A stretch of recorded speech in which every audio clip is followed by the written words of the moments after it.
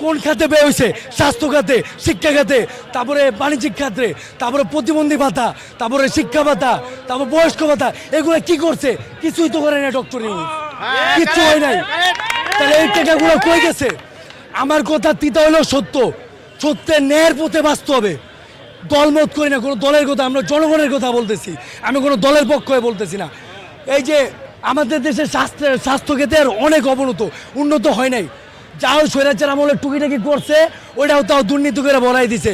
10 টাকার মেশিন করে বাজেটে দিয়েছে, 100 কোটি টাকার মেশিন কিনছে, বুয়া মেশিন কিনা বইরা লাইছে।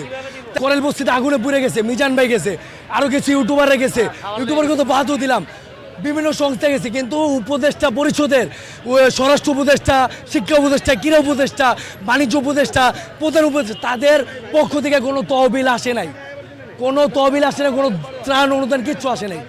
এই যে এত কোটি কোটি টাকা যে পাইছে, এই টাকাগুলো আমরা জনগণ দেখতে চাই। আপনারা দেখতে চান না? আমরা সবাই দেখতে চাই। এই টাকা জনগণের সামনে উৎক্ষেপণ করবে যে এমুক খাতে ব্যয় হয়েছে এমুক কোটি টাকা, এমুক জায়গায় এমুক ব্যয় হয়েছে, এমুক এমুক এমুক হাজার কোটি টাকা এমুক সংস্থারে দিছি। স্বাস্থ্য খাতে অনেক অবনতি। দেখেন ঢাকা মেডিকেলে বিনা চিকিৎসার অভাবে, এটা সরকারি হাসপাতাল, এখানে মানুষ মারা যাচ্ছে চিকিৎসার অভাবে। সরকারি হাসপাতালে যান,